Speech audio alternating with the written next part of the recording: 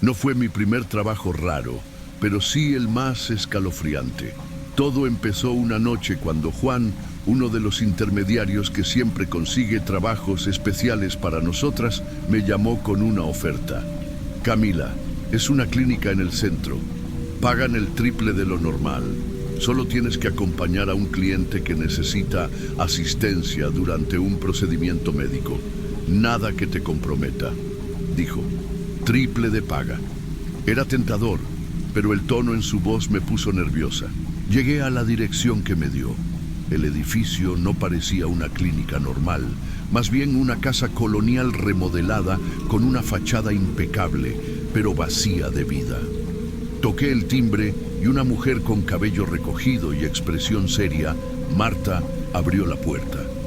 Camila, ¿verdad? Sígueme, dijo sin sonreír. Desde ese momento sentí un frío en la espalda. El interior estaba demasiado limpio, como si no quisieran dejar rastros de nada. Las paredes blancas reflejaban la luz de unas lámparas que parecían quirúrgicas, y el silencio era abrumador. Marta me llevó a una sala de espera pequeña, con sillas de metal y un olor penetrante a desinfectante. El doctor Ramírez te recibirá en unos minutos, dijo antes de irse. En ese momento escuché algo que me heló la sangre, un grito ahogado, como de alguien sufriendo. Miré alrededor, pero no había nadie más. Cuando el doctor Ramírez apareció, me saludó con una sonrisa que parecía practicada. Era un hombre alto, con cabello perfectamente peinado y una bata blanca inmaculada. Camila, bienvenida. Gracias por venir en tan corto tiempo. Necesitamos tu ayuda con un paciente especial, dijo con una voz tranquila. Había algo en su tono que me inquietaba, como si disfrutara de un secreto que yo desconocía. Me dio un uniforme sencillo y un billete doblado. Dentro había algo escrito. No confíes en nadie ni en mí. Sentí que el corazón se me aceleraba. Esto será rápido, no te preocupes, añadió, guiándome por un pasillo largo y oscuro. En una de las habitaciones vi algo que jamás olvidaré. Un hombre tendido en una camilla, con los ojos abiertos pero sin moverse. Sus labios intentaban formar palabras, pero no podía hablar. El doctor me miró y dijo: Camila, necesito que lo mantengas calmado mientras yo trabajo. Mi cuerpo se quedó paralizado al ver al hombre en la camilla. No era un paciente, no realmente.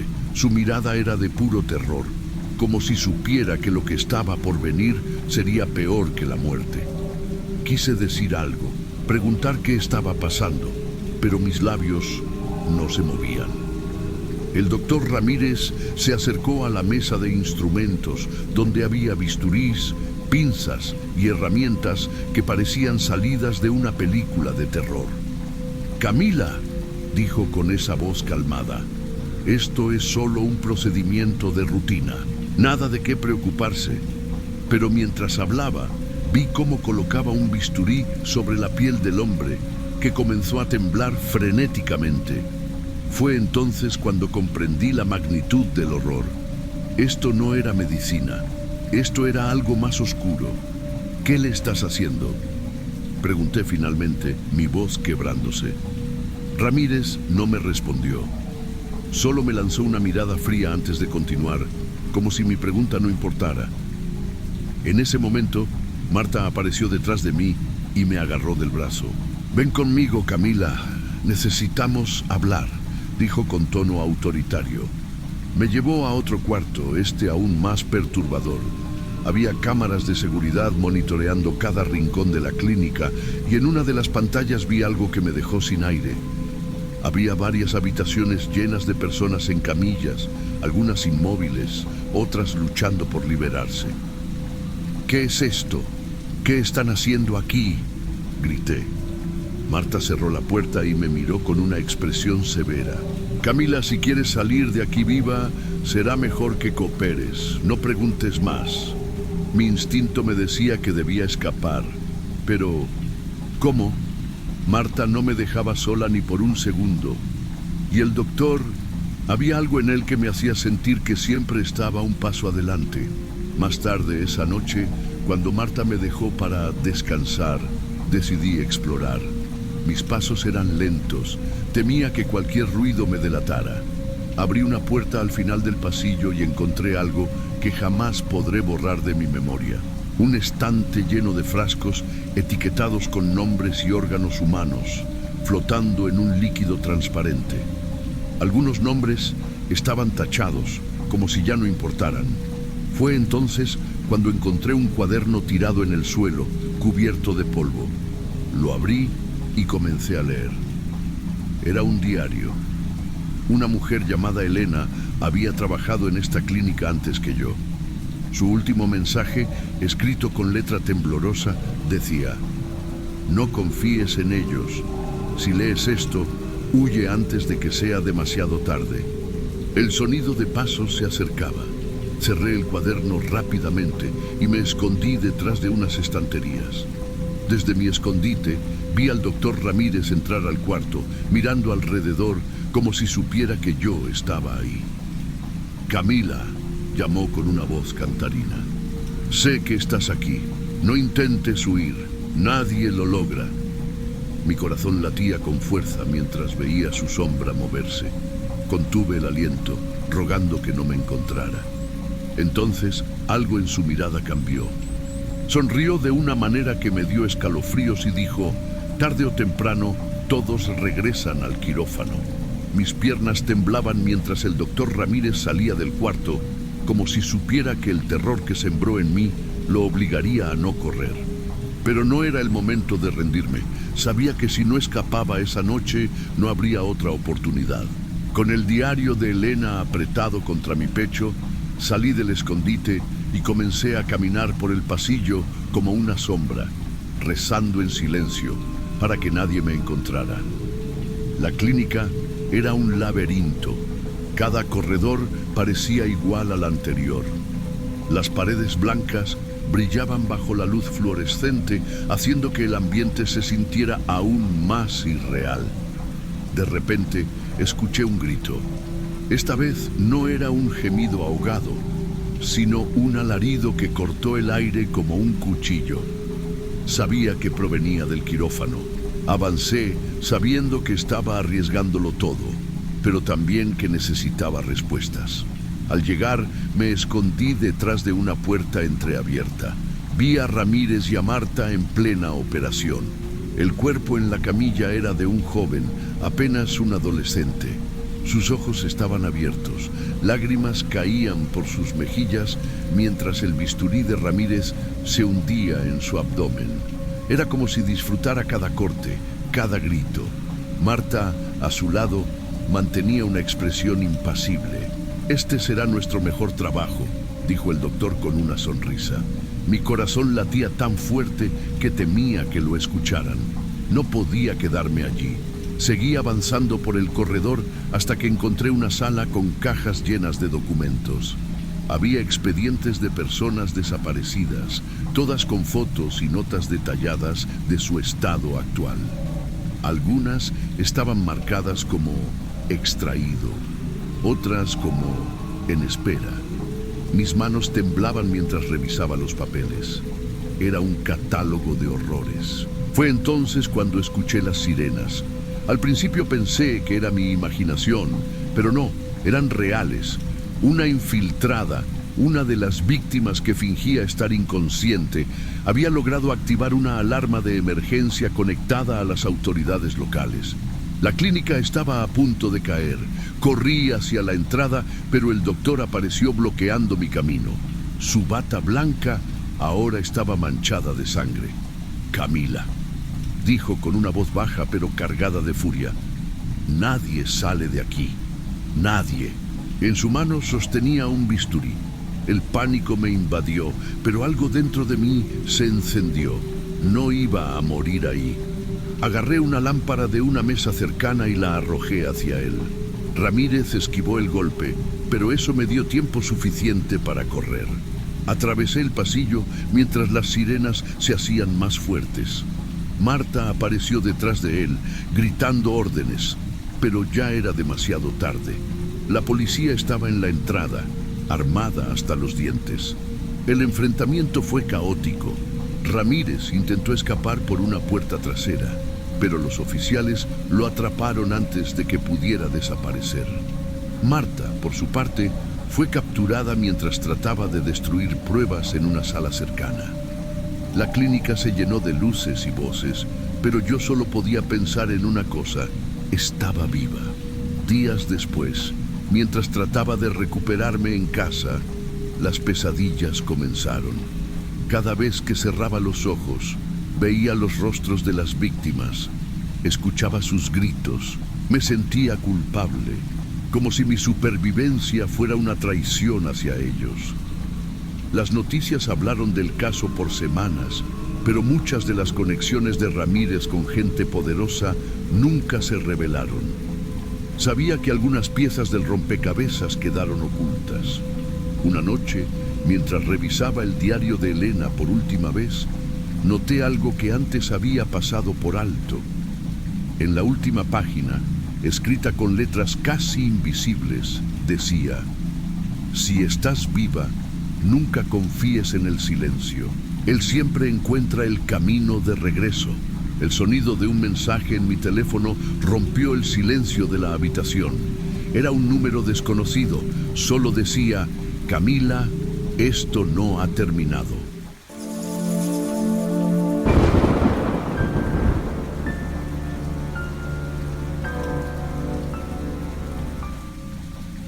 Todo comenzó con un mensaje inesperado. Esa tarde en Guadalajara, mientras revisaba mi teléfono en un café cualquiera, vi el nombre de Valeria aparecer en la pantalla.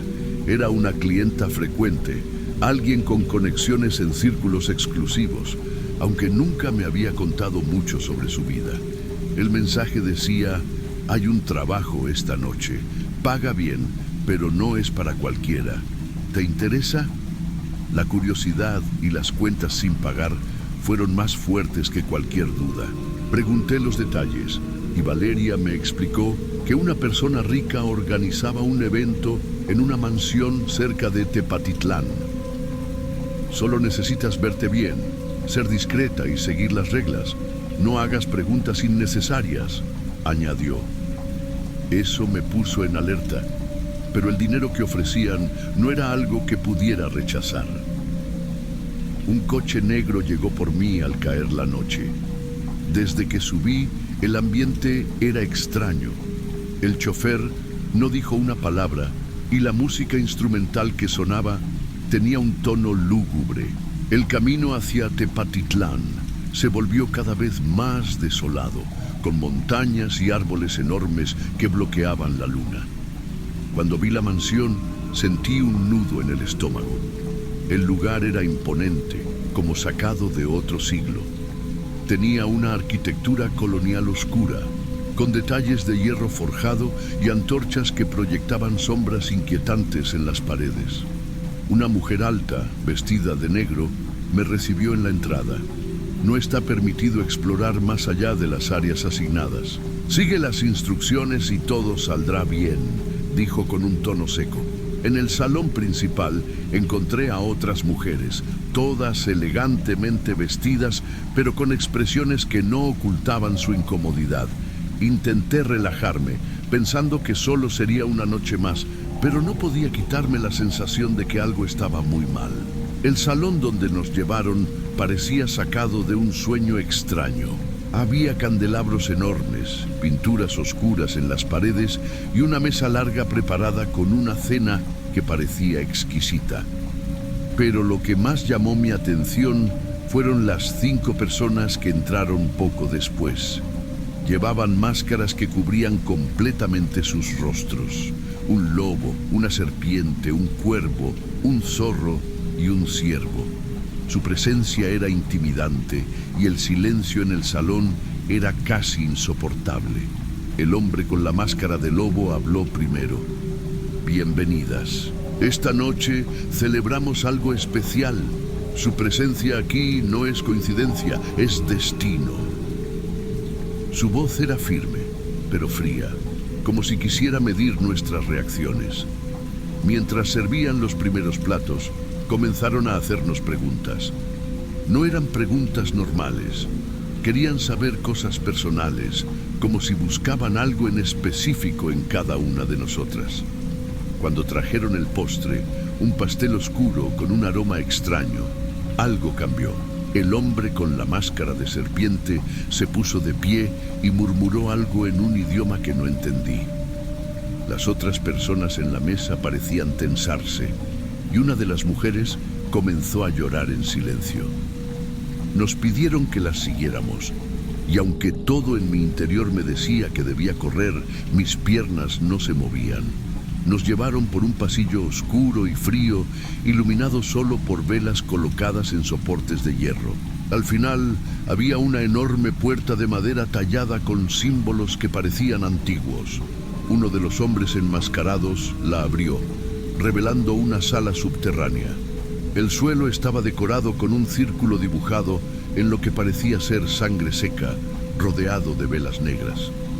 Este es el lugar donde su verdadero propósito será revelado, dijo el hombre de la máscara de lobo. Sus palabras hicieron que mi corazón se acelerara. No entendía lo que estaba pasando, pero todo indicaba que no era algo bueno. Mientras intentaba calmar mi respiración, vi cómo colocaban un altar de piedra en el centro del círculo. Los enmascarados comenzaron a recitar un canto en un idioma que nunca había escuchado. La atmósfera cambió. El aire se volvió más frío y un sonido bajo, como un gruñido, resonaba en las paredes. De repente, el hombre con la máscara de serpiente se acercó a mí. «Tú eres la elegida», dijo mientras intentaba llevarme al altar. Grité, resistiéndome con todas mis fuerzas, pero su agarre era firme. Las otras mujeres comenzaron a gritar y en el caos una vela cayó al suelo, encendiendo una cortina cercana. El fuego se extendió rápidamente, llenando la sala de humo y caos. Aproveché la confusión para empujar al hombre que me sujetaba y corrí hacia la puerta. Los otros enmascarados comenzaron a perseguirme, pero no dejé de correr. Los pasillos parecían interminables y el sonido de sus pasos detrás de mí hacía que mi corazón latiera con fuerza. Tropecé con una puerta lateral y me escondí en un cuarto pequeño lleno de cajas viejas. Traté de silenciar mi respiración mientras los pasos se acercaban. «No puedes escapar. Esto ya está decidido», escuché que alguien decía desde el pasillo. Vi un ventanal pequeño en la pared y con esfuerzo logré salir por él. Caí al suelo afuera de la mansión, raspándome los brazos y las piernas, pero no me detuve. Corrí hacia el bosque sin mirar atrás, hasta que encontré una carretera. Ahí, un camionero me recogió y me llevó de regreso a Guadalajara. En Guadalajara, contacté a Mateo, un curandero conocido en los mercados de San Juan de Dios. Le conté todo y su rostro se llenó de preocupación. «Ese símbolo que viste es un sello antiguo para atar almas. Usan estos rituales para obtener poder, pero a un costo terrible». Descubrí que el culto tenía raíces en la época colonial y que seguían operando con el apoyo de figuras importantes. Mateo me advirtió que no estaba a salvo. «No se detendrán hasta terminar lo que comenzaron». Grabé un video contando mi historia, exponiendo al culto. Se volvió viral, generando atención en redes sociales. Aunque sabía que estaba arriesgando mi vida, no podía quedarme callada. Una noche recibí una amenaza en mi puerta. «Deja de hablar o pagarás el precio». Tomé un autobús a Ciudad de México, pero no me fui sin dejar mi última advertencia. No confíen en invitaciones misteriosas. Los demonios no siempre tienen cuernos, a veces usan máscaras.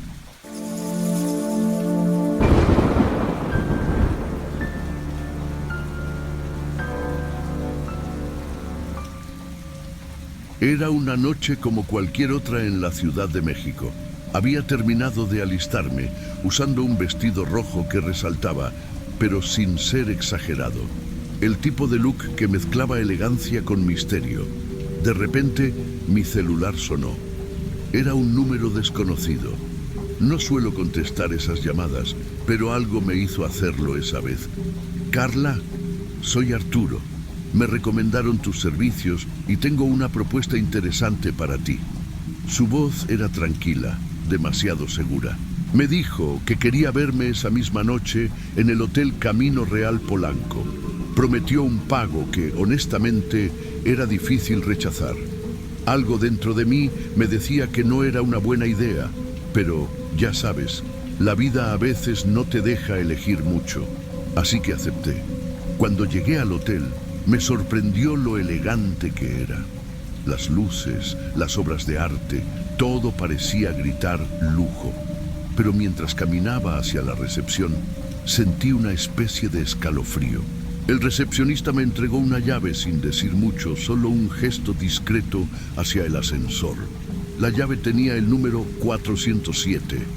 Entré al ascensor y durante el trayecto no pude evitar sentir que algo no estaba bien. Pero, de nuevo, me convencí de que estaba exagerando. Cuando llegué al cuarto, lo primero que noté fue el olor. Era sutil, como algo químico, pero pensé que tal vez era solo el ambientador. En la mesa había una botella de vino tinto y una nota. Relájate, ya voy. Arturo. Abrí la botella, pero el aroma era extraño, metálico. Decidí no tomarlo por si acaso. Me senté en la cama, tratando de calmar mis nervios, pero algo no encajaba. Pasaron unos minutos y escuché pasos afuera. Arturo entró y desde el primer segundo me di cuenta de que había algo raro en él. Era un hombre bien vestido de unos 40 años, pero sus ojos tenían una intensidad que me ponía nerviosa. «Qué bueno que aceptaste, Carla», dijo con una sonrisa que no parecía sincera. Comenzó a hablar sobre cosas que no tenían sentido, la pureza, los pecados de la carne, y cómo estaba seguro de que yo entendería su propósito. Mientras hablaba, sentí que el aire se volvía más pesado. Me levanté y traté de abrir la ventana, pero no se podía. «No deberías preocuparte por eso», dijo él mirándome mientras cerraba la puerta con llave. Mi corazón empezó a latir más rápido. Le pedí que abriera la puerta, pero él solo sonrió. De repente, caminó hacia un panel en la pared y presionó un botón. Un sonido sutil comenzó a llenar la habitación. «¿Qué hiciste?», le grité. «El aire te liberará», respondió, como si estuviera convencido de que lo que hacía era un favor. El olor químico empezó a intensificarse. Sentí que me mareaba, que me faltaba el aire. Me di cuenta de que había caído en una trampa y estaba completamente sola. Mi cabeza daba vueltas. Sentía el aire como si estuviera respirando a través de un filtro envenenado. Arturo se sentó en una silla frente a mí como si estuviera disfrutando un espectáculo. «No te resistas, Carla. Esto es para tu bien». Cada palabra que decía me revolvía el estómago. ¿Quién era este loco? ¿Qué pretendía? Mis piernas se sentían pesadas, pero mi instinto de supervivencia me gritaba que no me podía quedar ahí sentada esperando a morir. «¡Ábreme la puerta, maldito! ¡Esto no es un juego!», grité con la poca fuerza que me quedaba. Él solo sonrió, como si estuviera viendo una película que ya conocía. Me levanté tambaleándome y traté de buscar algo, cualquier cosa que pudiera usar como arma. Mis ojos se clavaron en una lámpara pesada sobre una mesa. «¿Qué crees que estás haciendo, Carla?», preguntó con una calma escalofriante. Sin pensarlo, agarré la lámpara y la lancé contra la cámara de seguridad en la esquina del cuarto. El vidrio estalló y por primera vez vi algo que no esperaba, miedo en sus ojos. «No sabes con quién estás jugando», gritó, perdiendo la compostura. Sabía que esa era mi única oportunidad. Me lancé hacia la puerta e intenté abrirla, pero estaba cerrada con llave. Arturo se levantó y caminó hacia mí, sus pasos firmes como los de un depredador. «Esto no tenía que ser así, Carla. Pero parece que no entiendes. Sentí que mi tiempo se acababa. El aire estaba cada vez más pesado y mi visión comenzaba a nublarse, pero no me iba a rendir, no podía. Con las manos temblorosas busqué en mis bolsillos algo, cualquier cosa que pudiera ayudarme. Encontré una pluma estilográfica. No era mucho, pero era todo lo que tenía. Cuando Arturo se acercó lo suficiente, me giré y lo apuñalé en el brazo. ¡Maldita sea!, gritó retrocediendo mientras se sujetaba la herida. Aproveché ese momento para correr hacia el panel que había usado antes. No sabía cómo funcionaba, pero presioné todos los botones que pude, esperando que algo se detuviera. En lugar de eso, el sonido del gas se intensificó. La desesperación me invadió. Mis pulmones ardían, mi cuerpo me pedía que me rindiera, pero mi mente seguía luchando. Rompí una de las patas de la cama para usarla como herramienta y comencé a golpear una de las rejillas de ventilación. Logré abrir un pequeño agujero y me cubrí la nariz y boca con un pedazo de tela, tratando de respirar lo menos posible. Mientras tanto, Arturo estaba de pie junto a la puerta, bloqueándola, con la mirada de un hombre que había perdido el control. Todo esto es por tu culpa, Carla. No entiendes mi misión, pero al final todos lo harán. Estaba desvariando, pero no me importaba. Sabía que tenía que salir de ahí antes de que fuera demasiado tarde. De repente, escuché un ruido afuera. Alguien estaba golpeando la puerta. ¡Ayuda! ¡Estoy aquí!, grité con las pocas fuerzas que me quedaban. Arturo intentó correr hacia mí, pero antes de que pudiera alcanzarme, la puerta se abrió de golpe. Una figura apareció y luego otra. Era un equipo de seguridad del hotel. El aire estaba tan pesado que apenas podía mantenerme de pie. Mis piernas temblaban, mis pulmones ardían y mi vista se volvía borrosa. Lo último que vi antes de caer al suelo fue a dos hombres vestidos de negro entrando en la habitación. Uno gritó: «¡Tenemos una mujer inconsciente aquí!». La voz me dio un poco de esperanza, pero no pude reaccionar. Mi cuerpo estaba rendido. Mientras me desvanecía, escuché gritos. Arturo estaba resistiéndose. Parecía un animal acorralado. «¡No me entienden! ¡Esto no es lo que parece!», gritaba mientras lo sujetaban contra el suelo. Los guardias lo inmovilizaron y lo esposaron. Pero yo apenas podía mantenerme consciente para entender lo que pasaba. Sentí cómo alguien me levantaba suavemente y me colocaba una máscara de oxígeno. «Tranquila, señorita, está a salvo ahora», dijo una voz masculina calmada pero firme. Los paramédicos llegaron rápidamente. El caos en la habitación era evidente. Los restos de la cámara rota, la ventilación todavía soltando un tenue gas, y Arturo gritando que había fallado su misión. Apenas sentí cuando me subieron a una camilla y me llevaron fuera del hotel. El aire fresco de la noche me golpeó como un balde de agua fría, aunque todavía no podía moverme bien. Escuchaba fragmentos de conversaciones. ¿Cómo supieron? Un huésped escuchó ruidos y nos avisó. Por suerte llegamos a tiempo. No sé cuánto tiempo pasó antes de que despertara por completo. La sirena de la ambulancia me mantenía en un estado intermitente entre sueño y realidad. Solo sabía que de alguna manera había sobrevivido. Cuando abrí los ojos, estaba en una cama de hospital. La luz era cegadora y me costó un par de segundos entender dónde estaba. Una enfermera se acercó y me sonrió. «Buenos días, tienes suerte de estar viva». Intenté responder, pero mi garganta estaba seca. Todo lo que pude hacer fue asentir. En ese momento entró una mujer con un aire autoritario, con un cuaderno en mano. «Soy la inspectora Valdés. Necesito que me cuentes exactamente qué pasó». Le expliqué todo, desde la llamada de Arturo hasta el momento en que la puerta se abrió.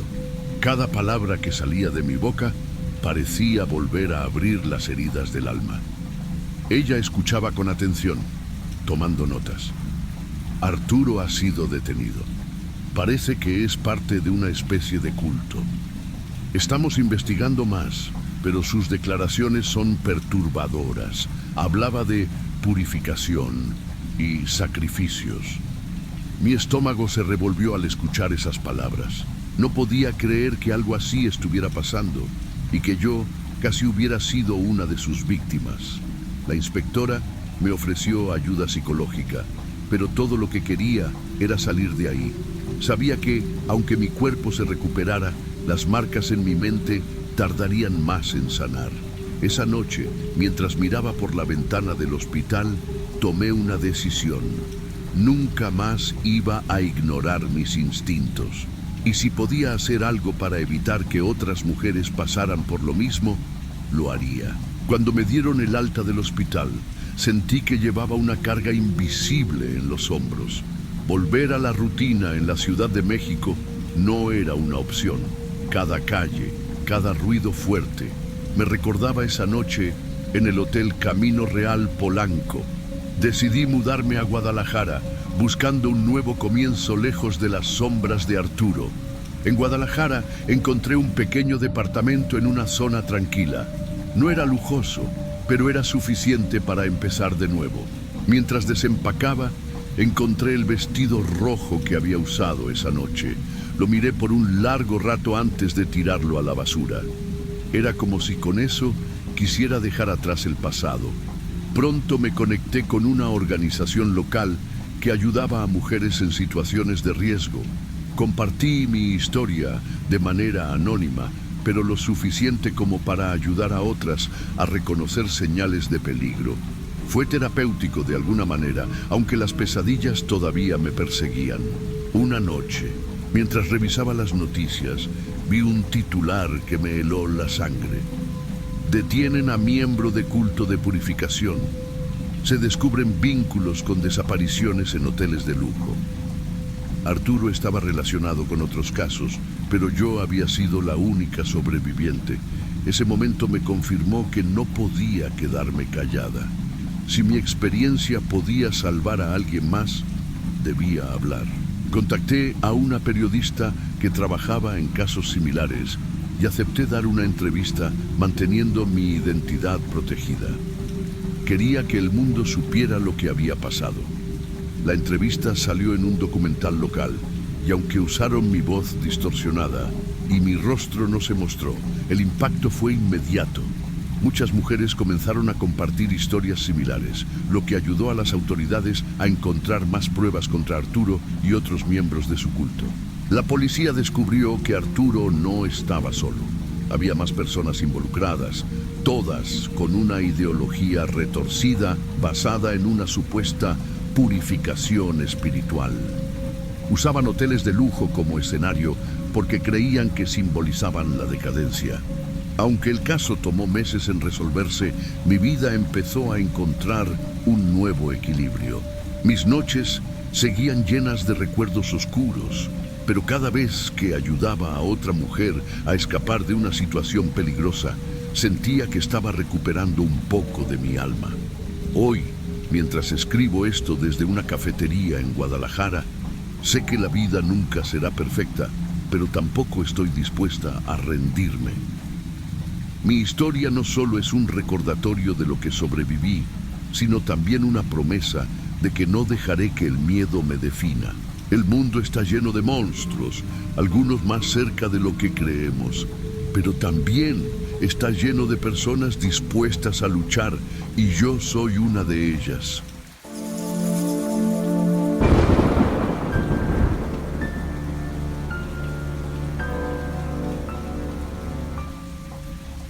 En Guadalajara, uno nunca sabe lo que traerá el día. Mi vida, marcada por las calles del centro histórico, me había acostumbrado a rostros anónimos y palabras vacías. Pero aquella tarde algo fue diferente. Estaba apoyada en mi esquina habitual cuando un hombre elegante se acercó. Traía un aire de importancia, como si el mundo girara a su alrededor. «Hola, ¿puedo hablar contigo un momento?», dijo, con una voz tranquila pero firme. Me tomó por sorpresa. No parecía ser uno de esos clientes que no querían que los vieran. Era más directo, con una confianza que me hizo sentir incómoda. Me entregó una tarjeta negra con letras doradas. Fernando Olvera, fotografía artística. Estoy buscando modelos para un proyecto exclusivo. Pagará muy bien, créeme. Su sonrisa no alcanzaba sus ojos.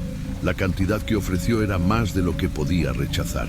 Me explicó que el estudio estaba en Tlaquepaque, un barrio conocido por su arte y tradiciones, pero también por historias de brujas y maldiciones. Me dijo que las fotos serían artísticas, nada fuera de lo común.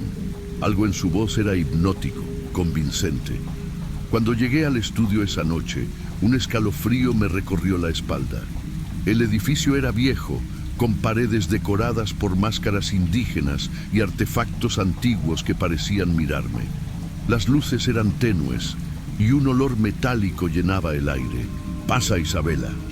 Fernando me recibió con una cámara en mano y esa sonrisa inquietante.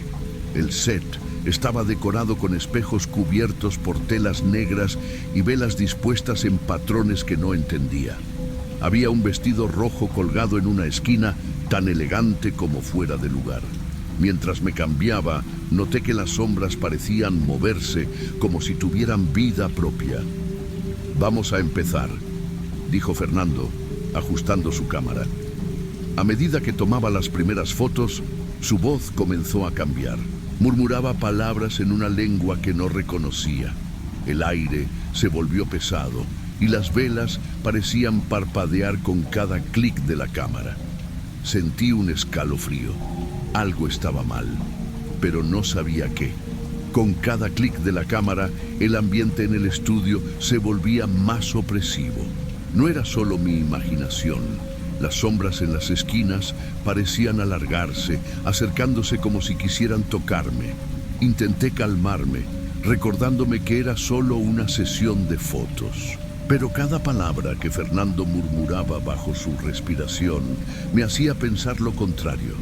«¿Qué estás diciendo?», pregunté, tratando de sonar casual, aunque mi voz temblaba.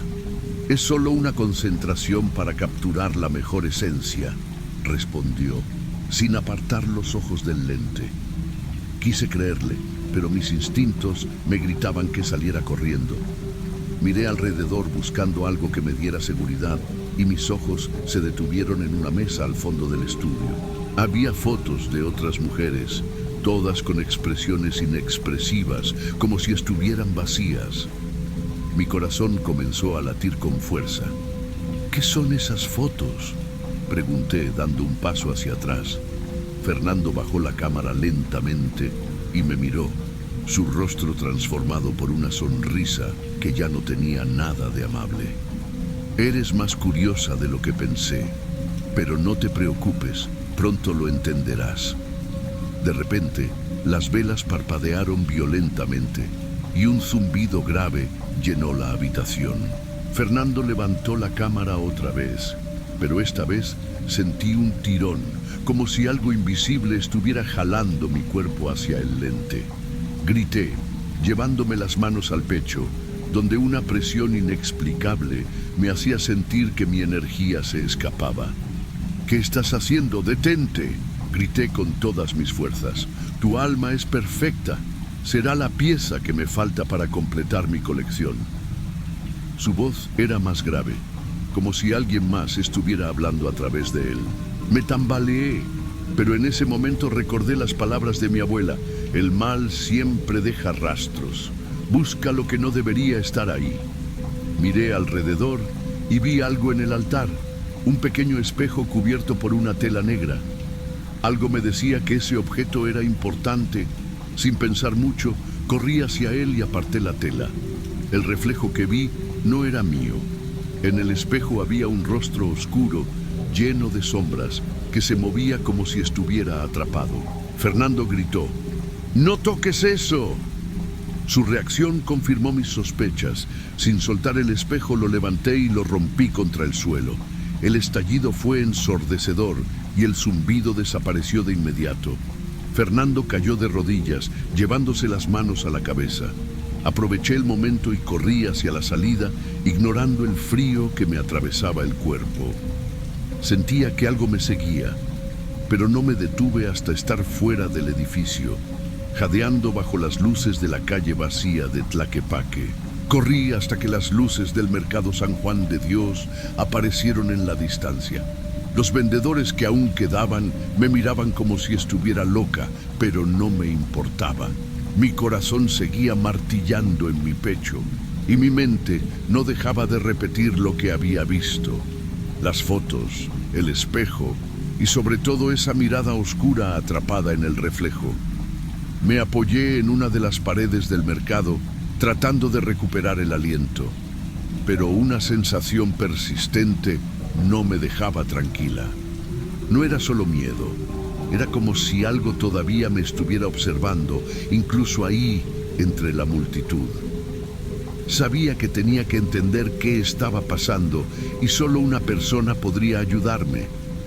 Doña Elena, una curandera conocida en el barrio por sus conocimientos en cosas que pocos se atrevían a mencionar. Llegué a su pequeña tienda, donde el olor a hierbas y velas llenaba el aire. Doña Elena me miró desde detrás de su mostrador, su rostro surcado de arrugas profundas, pero con ojos que parecían ver más allá de lo visible. ¿Qué pasó, niña?, preguntó, dejando de lado lo que estaba haciendo. Le conté todo, desde la oferta de Fernando hasta el momento en que rompí el espejo. Mientras hablaba, su rostro se oscureció y cuando terminé, sacó un libro viejo y lo puso sobre la mesa con un golpe seco. Ese hombre no es un fotógrafo cualquiera. Lo que describes es un ritual antiguo, algo que pocas veces he escuchado. Él no solo toma fotos, usa su cámara como un portal para robar las almas de sus víctimas. ¿Pero por qué yo?, pregunté, mi voz quebrándose. Porque no eres como las demás, niña. Tu energía es diferente. Él debe haberlo sentido en el momento en que te vio. Pero hay algo más. Doña Elena hizo una pausa, como si estuviera decidiendo si decirme la verdad o no. Esto no empezó con él. Tienes un vínculo con lo desconocido, algo que viene de tu linaje. Sus palabras me dejaron helada. Recordé las historias que mi abuela solía contarme cuando era niña, sobre mujeres de nuestra familia que podían ver cosas que otros no. Siempre pensé que eran cuentos, pero ahora no estaba tan segura. Doña Elena me entregó un talismán hecho de obsidiana, una piedra negra brillante que reflejaba la luz de las velas. Esto te protegerá, pero no será suficiente si no enfrentas lo que él ha empezado. Necesitas destruir su fuente de poder, su cámara. Sabía que tenía razón. Aunque el pensamiento de volver al estudio me aterraba, algo dentro de mí, tal vez esa misma energía que Fernando quería, me empujaba a actuar. Esa noche, armada con el talismán y una mezcla de miedo y determinación, regresé al estudio. Las calles de Tlaquepaque estaban más oscuras de lo normal y el edificio parecía absorber la luz que lo rodeaba. Entré con cuidado, sintiendo cómo la obsidiana en mi mano se calentaba con cada paso que daba. Sabía que volverías, Isabela, dijo Fernando desde las sombras, su voz resonando como un eco. Esta vez no sonreía. Su rostro estaba demacrado y sus ojos brillaban con una mezcla de furia y desesperación. No voy a permitir que termines esto, dije, sintiéndome más fuerte de lo que esperaba. Él levantó su cámara, pero ahora sabía que su poder no era invencible. Fernando levantó la cámara lentamente, sus manos temblando, pero no de miedo. Había algo en su mirada que me hizo sentir que estaba dispuesto a arriesgarlo todo. Era como si supiera que esta vez no podía fallar. Su rostro, antes tan controlado, ahora estaba deformado por la desesperación. Tú no entiendes, Isabela. No es solo mi vida lo que depende de esto. Es mi alma. Sus palabras me confundieron por un segundo, pero no lo suficiente como para hacerme bajar la guardia. Sostuve el talismán de obsidiana con más fuerza, sintiendo como su calor parecía llenar mi cuerpo de energía. No me importa lo que intentes justificar. le respondí con firmeza. No vas a tomarme como lo hiciste con las demás. Fernando soltó una carcajada seca. Las demás no eran nada comparado contigo. Tú eres especial, Isabela. Tu energía no solo me dará más tiempo, me hará eterno. Dio un paso hacia mí, apuntándome con la cámara. El zumbido bajo que había escuchado antes comenzó a llenar el aire nuevamente, esta vez más fuerte, como si todo el estudio estuviera vibrando. Las sombras en las paredes se alargaron, moviéndose de forma antinatural, mientras las velas parpadeaban en sincronía con el sonido. Sabía que no podía esperar más. Miré alrededor frenéticamente hasta que vi lo que necesitaba, su altar. Ahí, en el centro, estaba otra cámara, más antigua, rodeada de pequeños frascos con líquidos oscuros y fotos quemadas. Esa debía ser la fuente de su poder. Sin pensarlo dos veces, corrí hacia el altar. Fernando gritó con una voz que no parecía humana, un grito lleno de furia y miedo. «No toques eso!» Pero no me detuve. Con el talismán en una mano, levanté la cámara antigua y la lancé al suelo con todas mis fuerzas. El impacto fue ensordecedor. Un destello de luz blanca llenó el estudio, cegándome por unos segundos. Cuando la luz se desvaneció, el zumbido había desaparecido. Fernando estaba de rodillas, sosteniéndose la cabeza como si algo dentro de él estuviera rompiéndose. Las sombras que antes lo rodeaban comenzaron a envolverlo, arrastrándolo hacia el suelo. Su mirada encontró la mía por última vez, y lo que vi no fue odio, sino un miedo profundo, casi infantil. «No, por favor», susurró antes de ser consumido por las sombras. El estudio quedó en completo silencio. Todo lo que quedaba era el olor a cenizas y un frío que me calaba los huesos. Sabía que había terminado, pero también sabía que no saldría de ese lugar siendo la misma persona. Cuando finalmente salí del edificio, las calles de Tlaquepaque estaban tranquilas, como si el mundo no se hubiera dado cuenta de lo que acababa de suceder. Caminé hasta el mercado San Juan de Dios, donde las luces y el bullicio de la gente me hicieron sentir humana otra vez. Sostuve el talismán en mi mano, ahora frío al tacto, y miré hacia el horizonte. Había sobrevivido, pero no sin dejar algo de mí en ese estudio. Fernando había intentado convertirme en su obra maestra, pero al final yo fui su derrota. Esta experiencia no solo me había cambiado, sino que me había enseñado algo más. Incluso en los momentos más oscuros, la fuerza para enfrentarlos siempre estuvo dentro de mí.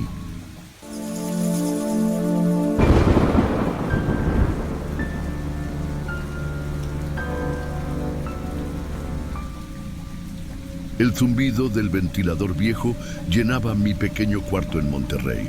Era una noche calurosa y, como siempre, estaba contando monedas para decidir si compraba comida o pagaba las medicinas de Sofía, mi hermana menor. La vida no era fácil, pero la adoraba y haría cualquier cosa por ella. El celular vibró en la mesa. Un número desconocido. Lo tomé, pensando que sería algún cobrador. «¿Mariana?», preguntó una voz masculina, fría y calculada. «¿Quién habla?», respondí, mientras miraba a Sofía dormir en el colchón al lado. «Un cliente exclusivo. Tengo una oferta para ti». Mi primer instinto fue colgar, pero entonces mencionó una cifra que me hizo quedarme congelada.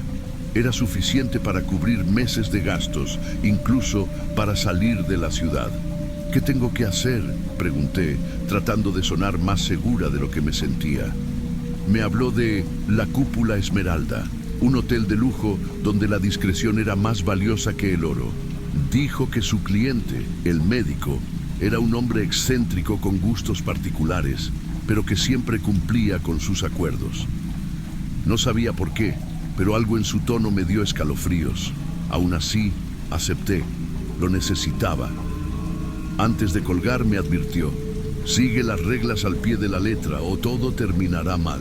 Esa noche, mientras me arreglaba, miré a Sofía. Ella me sonrió medio dormida, sin saber que yo estaba a punto de adentrarme en algo que cambiaría mi vida para siempre. Cuando llegué a la Cúpula Esmeralda, me quedé impresionada. La fachada del edificio brillaba bajo las luces de Monterrey y el interior era aún más imponente. Mármol blanco, candelabros dorados y un silencio que parecía observarte. La recepcionista apenas me dirigió la palabra. Me entregó una tarjeta llave y señaló hacia el elevador. Último piso, dijo, sin siquiera levantar la mirada. Un hombre corpulento y vestido de negro me esperaba en el último piso. Su expresión era tan seria que sentí un nudo en el estómago. Déjame tu celular, ordenó. Mi desconfianza aumentó, pero obedecí. Él abrió la puerta de la suite y mi corazón se aceleró. Era un espacio enorme, decorado con lujo extremo, pero lo que llamó mi atención fue una máscara de jade sobre la mesa. Junto a ella, un mensaje escrito a mano. Póntela antes de que entre. El mensaje era simple, pero tenía algo inquietante. Me puse la máscara con manos temblorosas. La puerta se abrió y un hombre alto, vestido con un traje impecable, entró. Bienvenida, Mariana, dijo con una voz suave, casi susurrante. Se sentó frente a mí, con su máscara de jade reflejando la tenue luz de la habitación. Quiero conocerte, pero no lo que muestras. Quiero saber quién eres de verdad. Su voz era tranquila, pero cada palabra parecía un golpe. No respondí, y él inclinó ligeramente la cabeza, como si estuviera disfrutando mi incomodidad. Mariana, todos llevamos algo que nos atormenta. Dime, ¿qué es lo que más temes? Quise decir algo, cualquier cosa, pero mi mente estaba en blanco. Antes de que pudiera hablar, él se levantó y caminó hacia una mesa cercana. En ella había pequeños frascos con líquidos de colores. ¿Sabes? Las personas como tú tienen algo especial, algo único. Escoge uno. Mi instinto me decía que corriera, pero mis piernas no respondían. Con un temblor en la mano, tomé el frasco más pequeño, uno con un líquido rojo oscuro. Él sonrió detrás de su máscara. Buena elección. Ahora bébelo. ¿Qué es esto?, pregunté, mi voz apenas audible. Un viaje, uno que te mostrará cosas que ni siquiera sabes de ti misma. Bebí. El líquido era amargo y un calor comenzó a subir por mi garganta. Mi visión se volvió borrosa y el suelo pareció desvanecerse bajo mis pies. Relájate. Esto es solo el comienzo. Desperté con un frío que me calaba los huesos. Estaba en una sala quirúrgica improvisada, con luces parpadeantes y un hedor a desinfectante. Mis muñecas y tobillos estaban amarrados a una camilla y mis gritos estaban silenciados por una mordaza. Vi sombras moverse al otro lado de una cortina y el sonido de bisturís y herramientas metálicas me heló la sangre. De pronto, el médico apareció, sin máscara esta vez. Su rostro era inexpresivo, con una cicatriz que cruzaba su mejilla. Eres especial, Mariana. Tus órganos nos servirán bien. Mis lágrimas corrían sin control mientras él encendía un bisturí eléctrico. Justo cuando pensé que todo había terminado, una alarma comenzó a sonar. «Tenemos un problema», gritó alguien desde afuera. El médico maldijo y salió apresurado. Sabía que era mi única oportunidad. Con el corazón acelerado, usé todas mis fuerzas para zafarme de las ataduras. Mis muñecas sangraban, pero logré soltarme. A lo lejos, los gritos de los captores se mezclaban con pasos apresurados. Vi una puerta entreabierta y corrí hacia ella. El pasillo estaba lleno de cajas y sombras, pero al final había una salida. Justo cuando creía estar a salvo, uno de los hombres apareció, bloqueándome el paso. ¡Alto!, gritó. Agarré una de las cajas y se la lancé con todas mis fuerzas. Él cayó al suelo y aproveché para correr. Al salir, El aire fresco de la madrugada me golpeó el rostro, pero no podía detenerme. Corrí hasta que mis piernas no pudieron más y me desplomé cerca de un puesto de comida. Logré contactar a la policía, pero cuando llegaron al lugar, la cúpula Esmeralda estaba completamente vacía. No había rastros de lo que había vivido. Las semanas siguientes fueron un infierno. Sofía y yo nos mudamos a otra ciudad, pero las pesadillas no me dejaban dormir. Un mes después recibí un paquete sin remitente. Dentro había una máscara de jade y una nota que decía: "Nos volveremos a encontrar". El terror que sentí en ese momento me acompañará toda la vida.